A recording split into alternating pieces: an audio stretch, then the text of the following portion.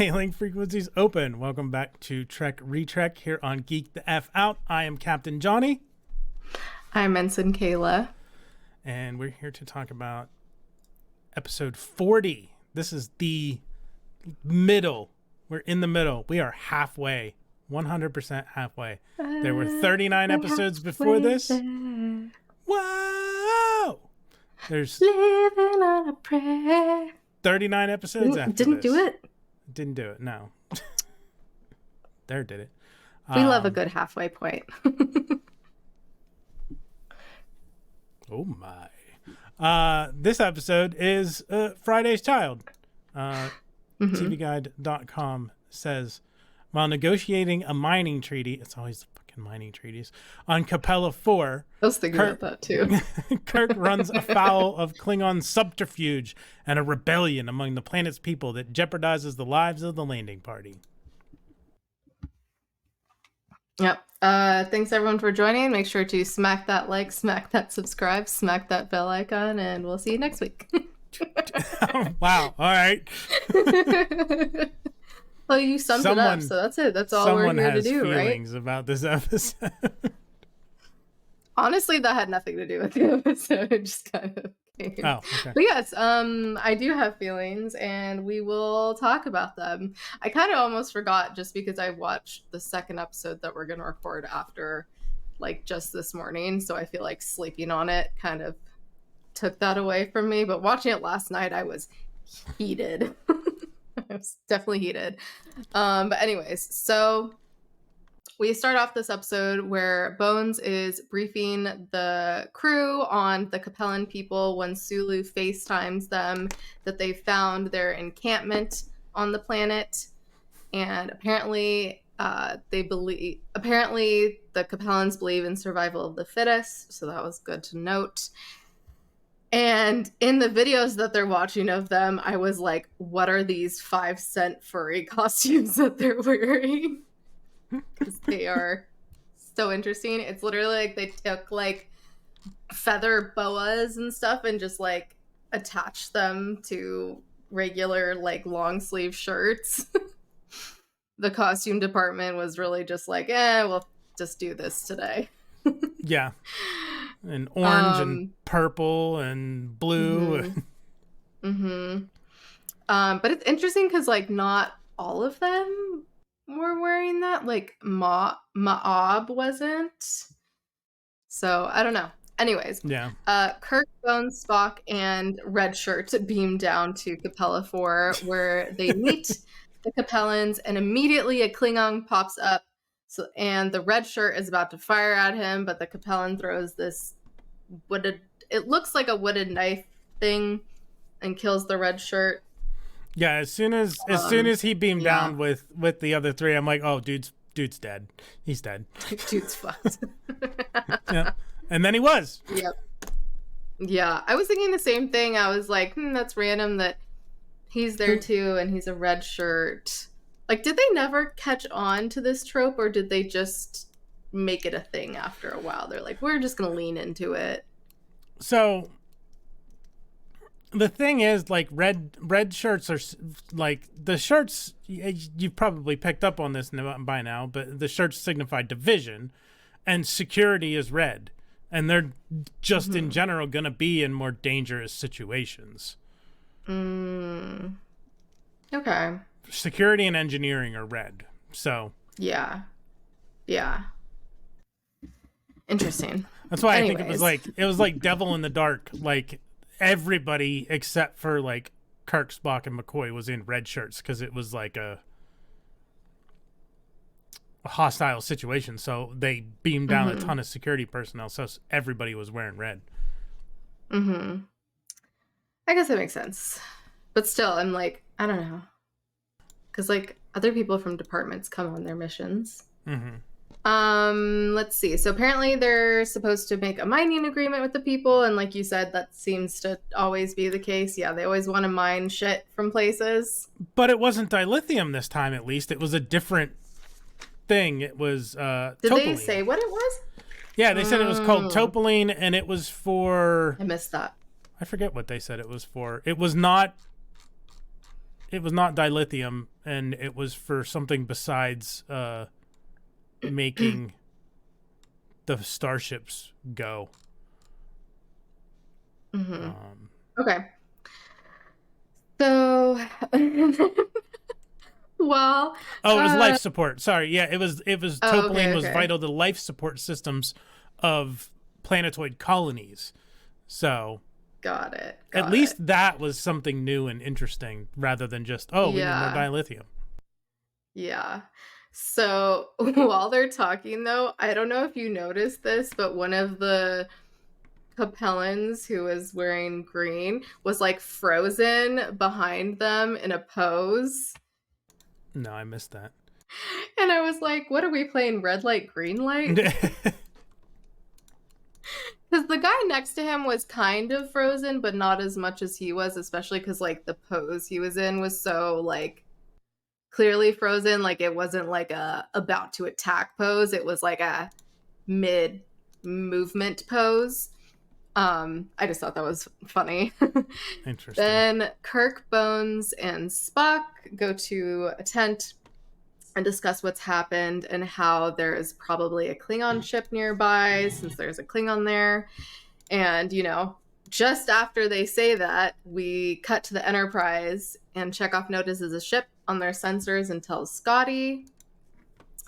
Then Kirk apologizes to Bones for chewing him out, and a lady comes in the tent to give Kirk some produce, fruit, veggies, something looking food, and Bones stops him just before he touches it, saying that her like brother will kill him if he does, which he comes in the tent and he's very disappointed after that. I was like, that was funny. And also like why Bones didn't say that initially to Kirk when she brought it in. Yeah, it might have been good information to have ahead of time.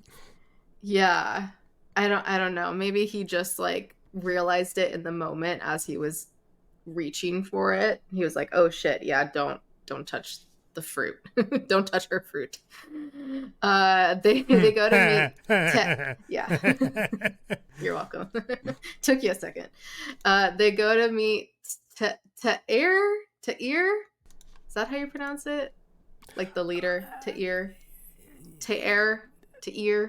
The high Ta'ir, yeah. Ta'ir. I feel like I heard it pronounced different ways. I don't think anybody really knew how to say it. Because I heard it as just like tier, but...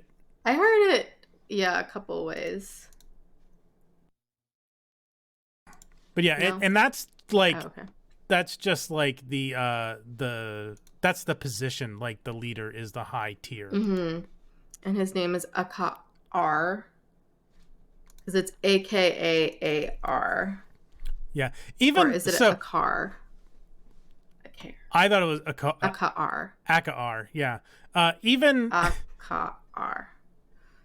Even Memory Alpha has a note. It's about Tyr. It says, in the episode, Tyr is pronounced by the Capellans as both T-ear, with a stop between the vowels, and Tyr. At one point, McCoy pronounces the word as TR. According to the episode's closed captioning, this title was spelled as T-I-E-R. Because of the unclear pronunciation and because Tyr is the German word for tar, the name of the title was changed to Tiru in the German version of the episode. T-I-R-U. So yeah, nobody knew how to fucking say the word. Okay. So it's not just us. So yeah, he's the leader of the Capella, and his wife. This one's hard too. It sounds like you should say like Aline or like Alay. Yeah, I thought I heard Alian. Alian. Yeah. Yeah. Who's preggers. And she's kind of already weird off the bat. She kind of like acknowledges them, but she's also blinking at the same time, which is like made it look really weird. And I was like, oh no. What's Blink going twice on here? if you're in trouble. Yeah, exactly. And then I don't know what's going on with my voice. Ma'ab seems to be taking the Klingon side, and the Klingon makes his offer to Ta'ir and makes fun of Earthmen, what the Earthmen have given them before. Then Kirk makes his point that their world will remain theirs. Meanwhile, the Klingons like to conquer, so essentially saying they could be under threat from being conquered by the Klingons at any time, even if they make this deal with them. And Ma'ab says he doesn't want to bargain with the Earthmen and leaves it to Ta'ir to fight him or not, which I guess he does. Kirk asks Ta'ir for the communicator, he says the sky doesn't interest me. I was like, bro, like, cool if the sky doesn't interest you. What? Like, it was just such a random, like, that's great if it doesn't interest you, but like Kirk and them need their communicators. So yeah. What does it matter to you? it was his way. Like, I took it as his way of saying, basically, I don't give a shit about your ship. Like, but it's just in such a strange way. Yeah. And maybe that's the point, to show like the difference with with this society. The cultures. Yeah, totally. Back on the Enterprise, the ships disappeared, but Uhura gets a faint distress signal from an Earth vessel nearby. And then all of a sudden on the planet, everyone's fighting each other. Like, that escalated quickly. Like, we knew it was gonna happen, but I don't know. It was kind of a weird transition there. And Kirk catches the Klingon rummaging through things and disarms him to ask for more info about his vessel when Ma'ab catches them and says that Aka'ar is dead and he is now the new Ta'ir. Then we have Uhura gets more info. Apparently, Klingon ship is attacking the vessel, tries to get a hold of Kirk but can't.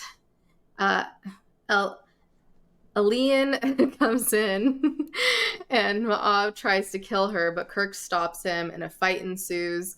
And Kirk has a very funny, like, slow high kick that he does to Ma'ab. Like, he really just, like, takes his time to set up and kick him. And I was like, Kirk, this isn't a workout class. Like, you're taking someone out. And she apparently wanted to die, though, and tells Ma'ab's men to kill Kirk. I'm like, girl, what? Scotty tells Sulu to take them out of orbit to try to help the Federation ship that's under attack. And a lady just comes in the middle of Scotty giving his captain's log. And I was like, right in the middle. I was like, that was so random. Why? Like, first of all, they clearly wrote that into the script. And second of all, like, if you saw your acting captain doing his captain's log, you're not going to interrupt him. So it was just kind of out of place. I would have been, I thought it would have been more interesting if he like kept talking as he was signing the pad. Yeah. Like, but he didn't. I thought He that's what he paused. was going to do. Yeah. He paused, signed the pad, handed it back, and then looked up and continued the log. Yeah. I was like, so it is true. Men can't multitask. Got it. Bones says he's going to fix the woman's arm, Elian's arm, and they knock out the guards and tell her they can save her. The Enterprise approaches the vessel, but it has disappeared. There's no traces or anything. And then the four of them escape the encampment. They grab their communicators and make for the hills for shelter. And apparently we find out that she hates the unborn child, which is interesting. And Bones keeps trying to help her arm. She finally allows him to help, though. But when he touches her belly, she gets real upset. What? You don't touch a pregnant no, woman's I'm just belly preparing. without asking. Yeah. Yep. Which I get he was helping her. And he's a doctor, but I just need to prepare for what I'm about to say. okay. Because then he goes, I'll touch you in any way or manner that my professional judgment indicates. And I was just like, dear Lord Bones, no, dear God, no. Michael Scott screaming, dear God, no.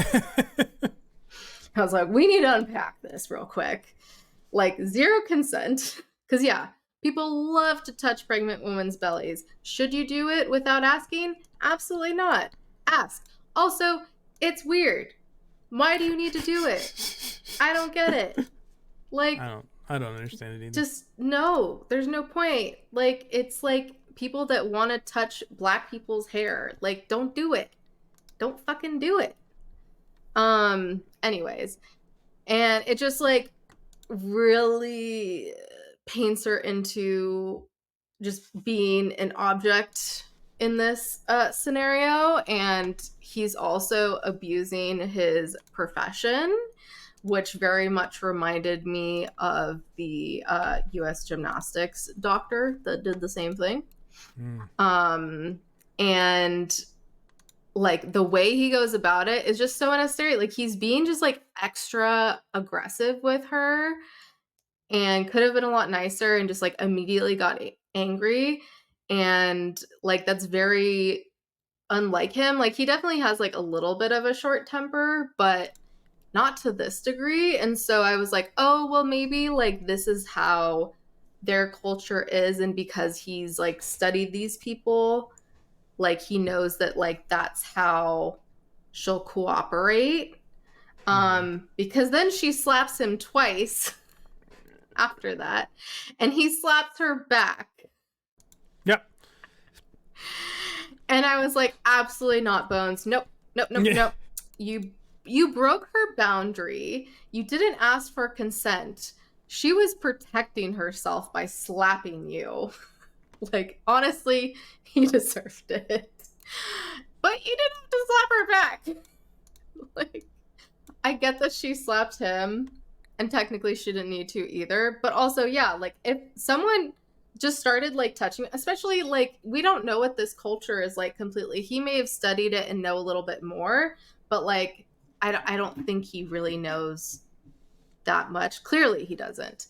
And you know, for her, she's just defending herself most likely, it seems like.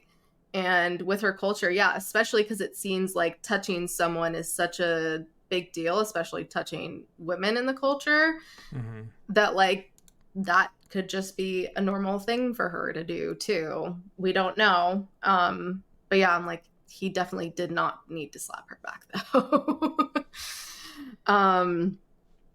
And there's also absolutely no way he can really tell anything by touching her belly unless there was like something kind of like protruding or something like that. Like there's not really much information that can be gained as far as I know. But yeah. Anyways, that was my thoughts on that. What do you have any other additional thoughts? No, not really. Like I get like Bones is a doctor. He's a military doctor. Like he spent time with these people, so presumably he knows more about them than anybody else. But he said that like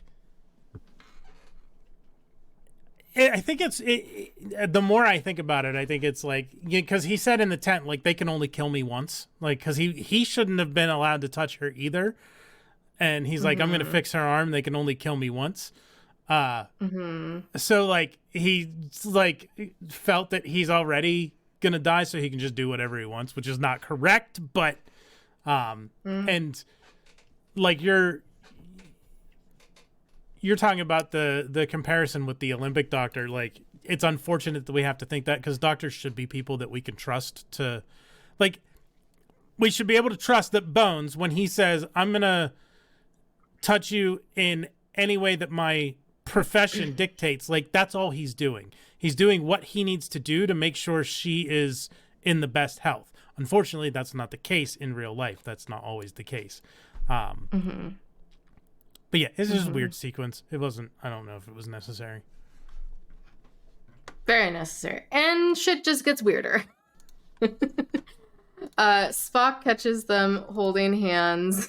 Spock has a tendency to walk into these it's not what it looks like situations. Yeah, he really does. And he always gives them the condescending.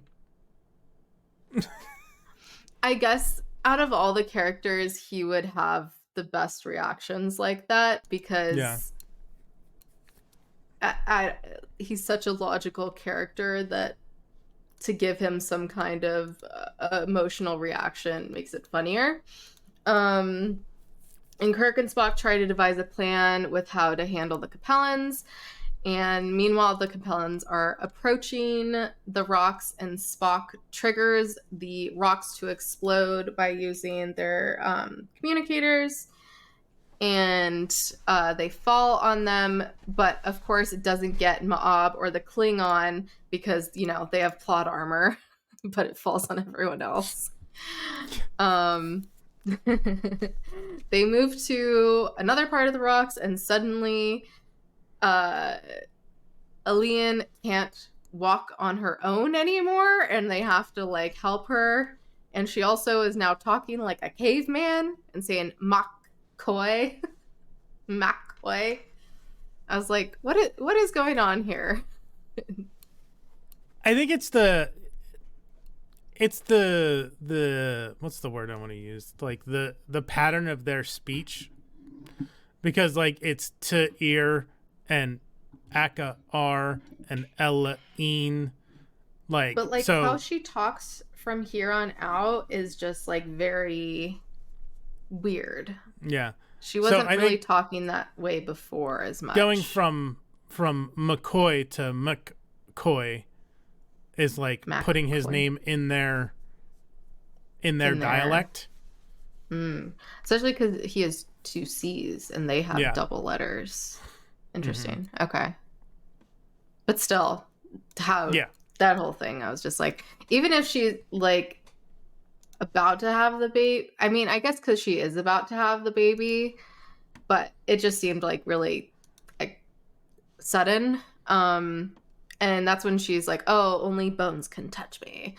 Yeah. Back on the Enterprise, they still don't know where the ship is and what happened. So Scotty replays the distress signal and notice that they are specifically asking for the Enterprise. So it's probably a trap to draw them away from the planet. I noticed that the first time the message played, I noticed they specifically called for Enterprise. And I noticed it, but I didn't really think anything of it. From a writing standpoint, I'm like, oh, the writers just threw that in there. But then it becomes a point at this point in the episode. It becomes a thing that reveals that, you know, is basically a trap. It's a trap. Yeah. I would say when I first heard it too, I didn't notice the Enterprise part, but I did. It just sounded off to me. Mm-hmm. So, yeah, I was sus from the beginning. There was a word at the beginning of it that he says weird. I don't remember what it was, but there was a word in the beginning that the person doing the voiceover for the distress call said a word weird, and I was like, huh, that's odd. To the point where I was like, is this supposed to be like a faked generated message? Which it was, but not the way that I was thinking. Yeah. So yeah, they go to the cave and she's about to have the baby. Kirk asks Bones how he got to touch her, and he said he gave his right hook. I was like, oh boy. Which also I'm like, you slapped her. You didn't punch her, but all right. Yeah.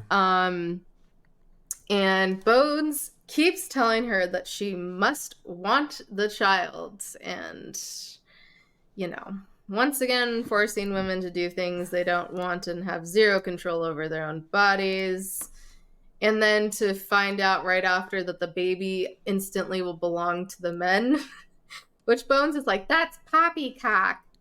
And then immediately like kind of chokes her and asks if she wants him to help or not. And at this point, I put in all caps, what in the dick is happening? Why is he so aggressive? Like, I don't know. Like, was there something that was originally in the script how these people, I mean, like, clearly they, you know, like we said, like I said before, it's survival of the fittest. But I don't know, was there something like originally in the script that they only respond to being threatened? I don't know. It just seemed like a lot. Uh, and given what context we did have, like for the context we were given, it seemed like a lot. So let's circle back to that after we finish Okay. talking about the rest of the episode. Okay. And then she suddenly says the child is Bones' child. Yeah. And I was like, okay, what's happening?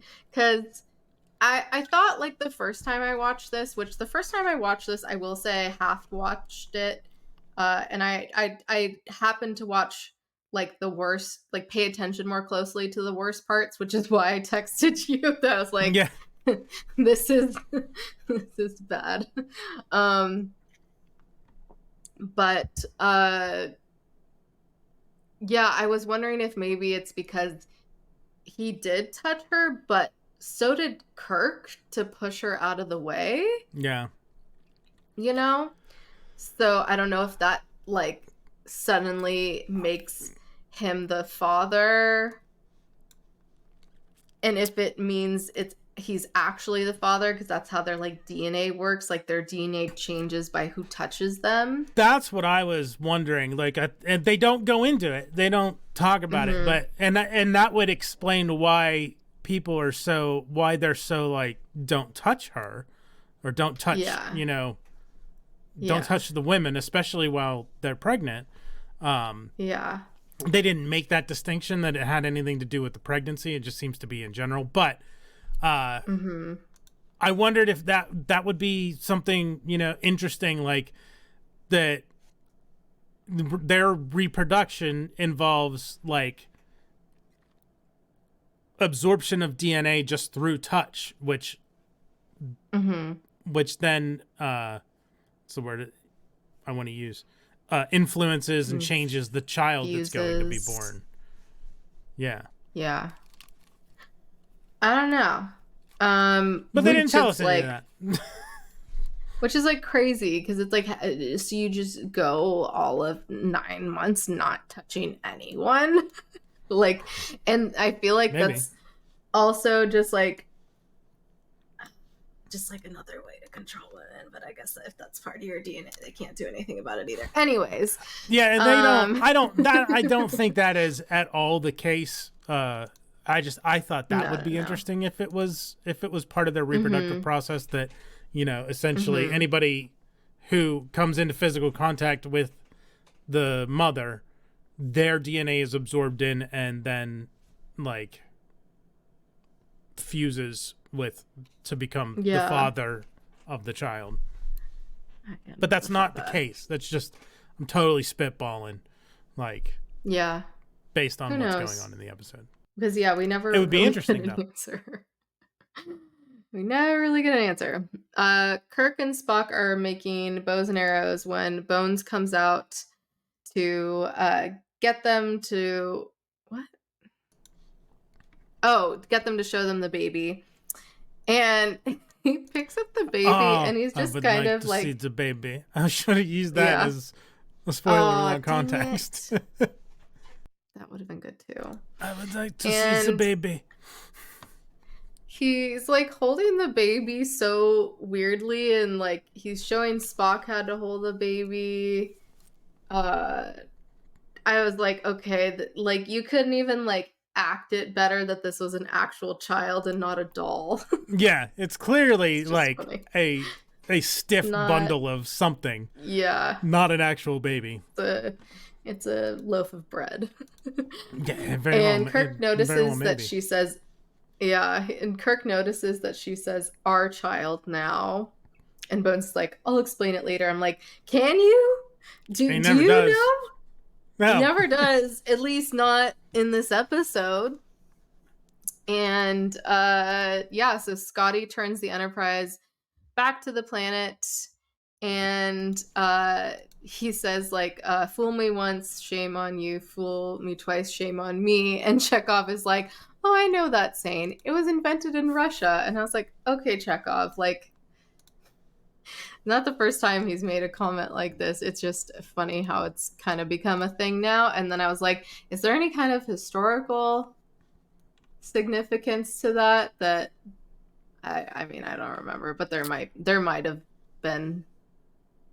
No, not to not that I'm aware of. I think it does become something of a running gag though, that Chekhov, yeah, this is Russia. Yeah, he starts making dubious claims of something being invented in Russia. Yeah, he said in that other episode that the Garden of Eden was in Russia. Was just outside Moscow or something, yeah. Yeah. So then, let's see. Alean wakes up and knocks out Bones with rock, and she leaves. Bones wakes up and tells Kirk and Spock that she's gone, but the baby's still there. And the Enterprise is about to get back to the planet when a Klingon ship enters their path, blocking them. And a new device comes up at Sulu's station. Did you see that? That he could, like, look through? I don't think that was there before. Or maybe we just haven't seen it go up like that. Yeah, I don't think so. Like, it's like when we've seen it previously, it's always just been there. Yeah, so it's cool because they purposely left the shot on so you could see it move up. Anyways, I thought it was cool. Uhura tries to contact the vessel, but they don't respond. And Ma'ab, Klingon, and other Kabelans approach the rocks when Alean comes out and says the child and Earthmen are all dead. But the Klingon doesn't believe her and starts to run towards the rock and is shot by Kirk with the bow and arrow. And a fight ensues with Spock and Kirk taking them down. And then the Klingon grabs the communicator / phaser now. Which, once again, are these the same thing? You said it's on top of it, yeah. But you can take it off and it... Yeah, this is a Type 1 phaser. This black part here. That's the small hand phaser. So it's still a phaser, but it's also not the communicator. No, it's a different device. It's a separate device. So it was just off of the regular phaser. Yeah. When it's connected to the gray, it's a Type 2 phaser. And this part, just this black part, is the Type 1 phaser. Okay. Interesting. The only reason this has holes is because that's where this has its speaker. There wouldn't be actual holes here. This is the fire. Got it. That's the fire button. But the one dial has, I don't know if it'll... Oh, I can kind of see, yeah. Like the power. Settings to make it higher or lower setting.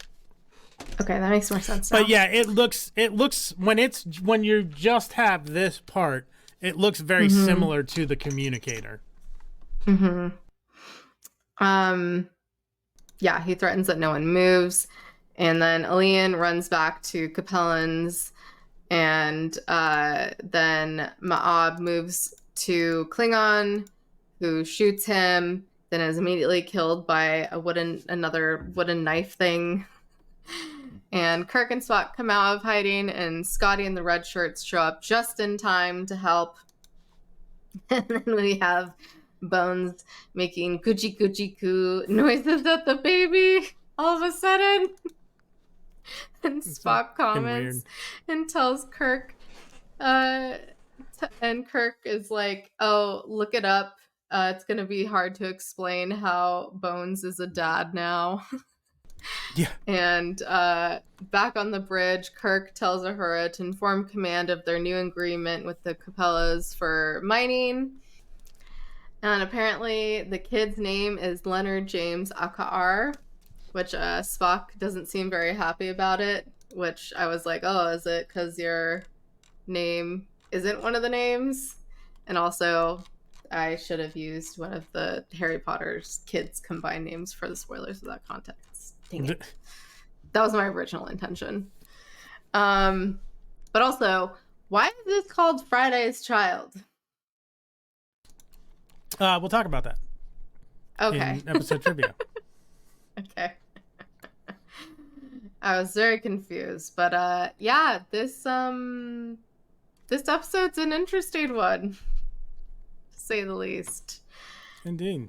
I will say, like I said before, the first time I watched it, I was kind of half watching it and really somehow tuned in on like the worst parts of it. Yeah. Somehow. But watching it now, I'm like, okay, it wasn't as bad as I thought it was. But yeah, like Bones was just like very aggressive, and just like the fact that like he was telling her she has to want to have the baby, and then Spock mentions how it's ethics and all this stuff, and I was just like, ugh. Especially given like recent events, I was just like, okay, like maybe let's not with that, please. So, but yeah, it was definitely interesting to say the least. What did you think? It was something. Like, I was confused for a fair amount of the episode. I don't really remember this one well, and maybe there's a reason for that. Yeah. It is very confusing. Like stuff kind of just happens all of a sudden. Yeah, did they ever give any explanation for why the coup happened? And I think Ma'ab just didn't like a car. Didn't like a car, and I think because a car was taking, like, wanted to listen to the Earthmen, and Ma'ab really didn't want to. Like, he liked the Klingon. Which, did we ever get the Klingon's actual name, or was he just Klingon? I don't. He's listed as Memory Alpha has him listed as Crass, but I don't recall them ever saying his name. I'd say like moments wise. Gosh, just like I don't know. This like whole thing was fuckery. Like there's a lot of moments where nothing makes sense.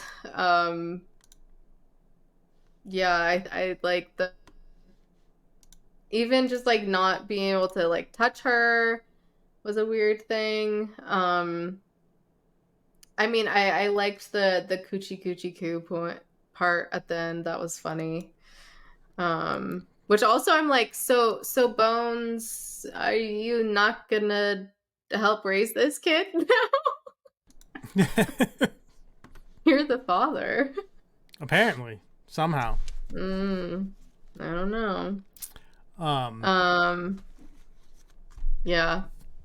I don't think I think any of the specific lines I have, I think I've mentioned all of them already. McCoy has I'm a doctor, not an escalator. I was about to say that. Yep.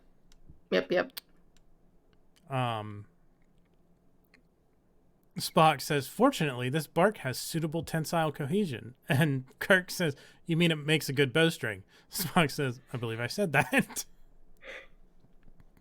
The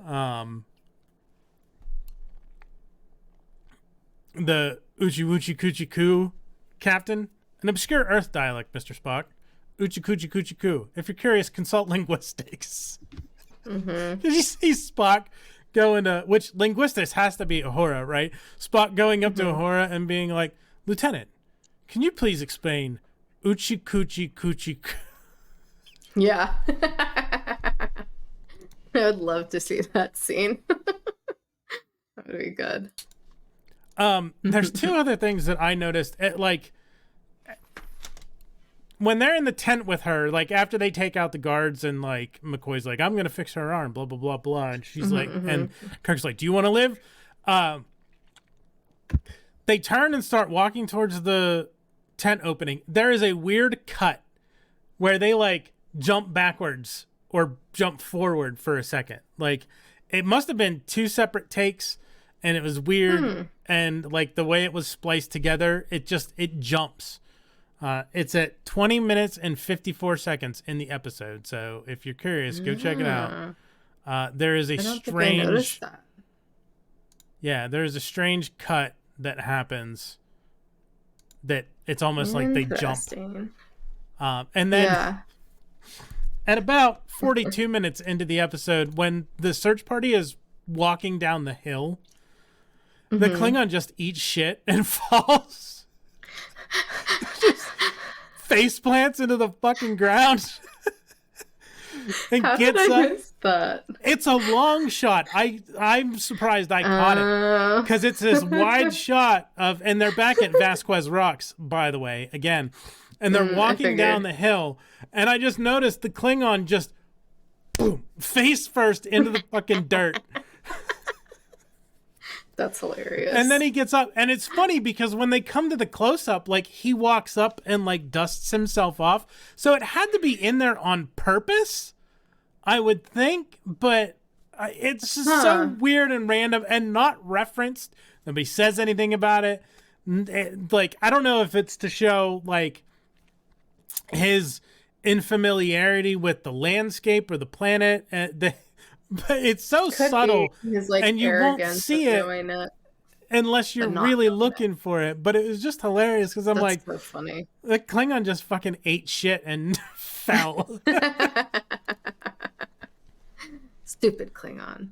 Yeah, because I forget. Have we seen Klingons before? Yeah. Not Return of the Archons. No. Errand of Mercy. Thinking of Like the weird planet with the incorporeal beings that took human form, like, and Kirk and the Klingon couldn't hurt each other. Like, anytime they tried to go fight, they like got real hot. Yes.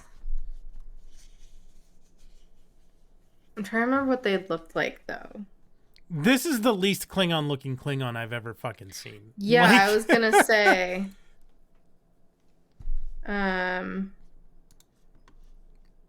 Like, there's nothing about him that inherently screams Klingon. His uniform kind of looks like other Klingon uniforms, but, like, the only reason we know he's a Klingon is because they said, a Klingon! Yeah. Because, yeah, I'm like, don't they...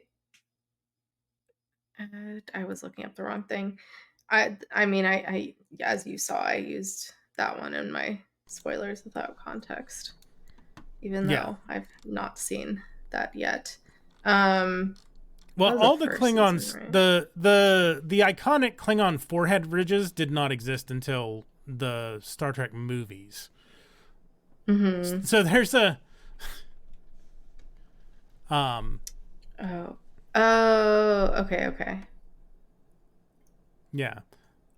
Gosh, sweaty. Yeah, they really didn't do much. I was like, this is just like a normal looking dude. Yeah, like, at least the other Klingons, if I remember correctly, had like at least some kind of makeup and like eyebrow stuff. He has Spock eyebrows. Yeah. No, this is just a dude in a black and gold uniform with a chin strap beard.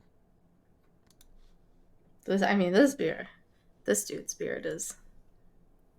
It looks like he has eyelashes on his chin.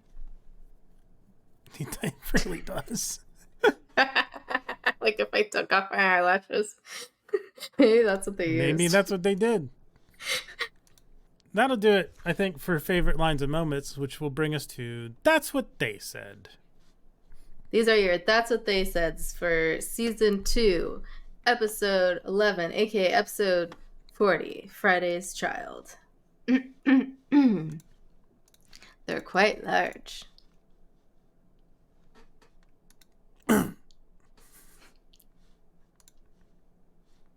Just one?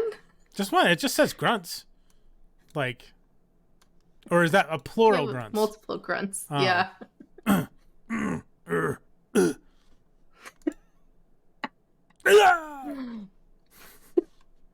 I feel like I'm recording for a can... fighting game. Yeah, you are. It can come anytime now. Well, if you don't think you can handle it. Yes, sir. Continuing. That's more like it. And we'll go right down their throat if necessary. Yay! That's what they said. Short but sweet, kind of. Kind of. Remember that last one? Last one's a little aggressive. That'll bring us to episode trivia from Memory Alpha. So this is the first episode where all 7 of the classic crew members appear in the same scene. We talked about previously, we had one where they were all in the same episode. This one, they're technically all in the same scene, although Sulu appears on the video screen. He's not in the room, but he is in the same scene. Yeah, because for my first note, I was like, oh, it's all the bridge crew, and then Sulu FaceTimes in. I'm like, wait, Sulu's not there, though. And then at the end of the episode, they're all on the bridge, but we don't see Sulu, though presumably he's sitting at the console, and like you can see his right arm, but you don't see him in the scene otherwise. The name of the episode, which you asked, is Friday's Child. It derives from the 1887 Harper's Weekly version of the old children's rhyme Monday's Child, which includes the line, Friday's child is full of woe. There's a different version of the rhyme that says Wednesday's child is full of woe. The children get mixed up. Okay. Well, that will bring us to spoilers without context. Since you went first for That's What They Said, we will bring my spoilers without context up on the screen. And so I had to... This is very obscure. There's a part at the very beginning when they beam down. And I think what Kirk's trying to... He's like doing the Chris Pratt Jurassic Park thing, like, everybody stay calm. But he's just kind of like this. He's just kind of... I don't know what to do with my hands. That's all I could think of. Watching him stand there with his, hands... not hands up. Don't shoot. Just hands here. I did not notice that. I thought this was in reference to, with no one being able to touch her. Oh, well, that works too, but... That's what I figured that was for. Yeah. Could also be that guy that was frozen, that green dude that was frozen. Yeah. No, just because I noticed at the after they throw the weapon and the red shirt goes down, Kirk's just kind of standing there like, I don't know what to do with my hands. And then I had to use Julie Newmar as Catwoman from Batman 1966, because that's what I think she's probably most famous for. And I loved... Oh, yeah, she's hot. Yeah. Yep, she is. And then I had to, there's a scene...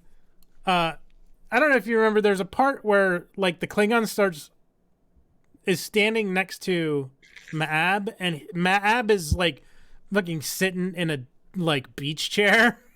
And he turns and goes towards the tent.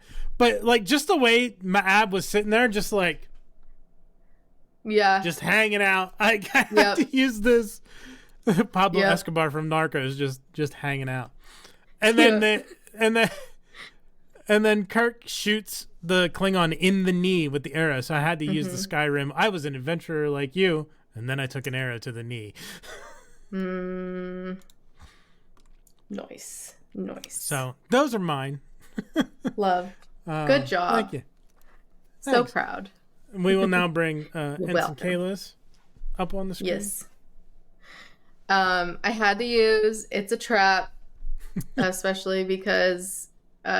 they're in space and there's the trap, and Star Trek, Star Wars, all that. And then the perfect Shatner reference to Miss Congeniality and Miss Congeniality 2 with Diedrich Bader, who was also just in Revelation that we just talked about. And when they both dressed up as in these costumes, him and Sandra Bullock, but I had to use him because that's what the Capellans, whatever their name is, that's what their costumes reminded me of, was these like big feathers all over. And then just Klingon, because I was like, wait, don't they look a lot different? And makes more sense now, because even looking at the one from Errand of Mercy, I was like, oh yeah, well, he even looked different, like a little bit, not as much as this dude, which I don't even know who this dude is because I haven't watched it yet. And then I had to use the Emperor's No Groove, no touchy, no touchy, no touchy. Iconic. Love that movie. That's it. Very good. Very good. Yeah, I saw the Klingon. I'm not even gonna say his name. I'm not gonna give you any spoilers. And fine. There's plenty. Yeah. He is probably in more episodes total of Star Trek than any other character in the franchise, I think. Interesting. Indeed. So that will bring us before we rank the episode, Ensign Kayla, why don't you tell the crew where they can find us? Yeah. You can find us on the internet. Our social media handle Thanks for clearing that up. Yeah. Our social media handle is at GTFO channel, mostly on Instagram. If you want to keep track of everything we're doing, stuff we have going on, if you want to DM us about anything, feel free to. If you want to email us, our email is channelgtfo@gmail.com. It is the opposite of our handle. And make sure to smack that like, smack that subscribe, smack that bell icon. We appreciate y'all being here. And at this point, we hopefully have just talked about Dune 2. So if you didn't watch that, go and watch it now on the replay. I think that's about it. I will be gone coming up soon, so we're clearly slowing down on doing streams, but once I'm back from my trip, then we'll get back to doing Stranger Things and stuff like that. So that's it. Okay, so with that, we will rank the episode. Ensign Kayla, how do you rank Friday's Child? This is a tough one because initially I would have said Ensign. But there is a lot of fun fuckery and there is Klingons. So I think I'll give it a Lieutenant, even though, not a fan of how they treated Lian and how Bones acted. So Lieutenant. Okay. No, I think I'm going Ensign. I just don't it's one of those, just skip it. Damn it. Now I want to do Ensign. No, don't do Ensign because I do Ensign. But I wanted to. Why didn't you? Because I don't know, it was still kind of entertaining. Ensign Kayla is conflicted. The fuckery. Okay, you see, well, I'm fine. a Libra rising. I can never make a decision. Well, I'll just stick with Lieutenant. It's fine. It's fine. We'll see what the chat says. I'll be interested to see what the chat says. Yeah, because last time with Metamorphosis, people were saying Commander and Captain. I was like, you're shitting me. Nah. I even think the alternative factor got some commander and captain votes, which is astounding. I'd have to go back and check. To each their own. Yeah. But everybody has their own preferences.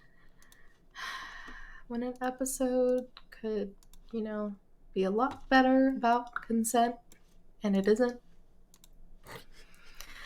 All right. Okay. Keep my thoughts to myself. Our next episode is The Deadly Years. IMDb.com says a landing party from the Enterprise is exposed to a strange form of radiation which rapidly ages them. Yeah, pretty much. That's what happens. Indeed. Thanks everyone for joining. If you're watching live, if you're watching on the replay, make sure to smack that like, smack that subscribe, smack that bell icon, leave a comment, do all the fun things. We appreciate it. It is fun interacting with y'all and talking Trek. And yeah, until next time, peace and long life. Live long and prosper. Bye.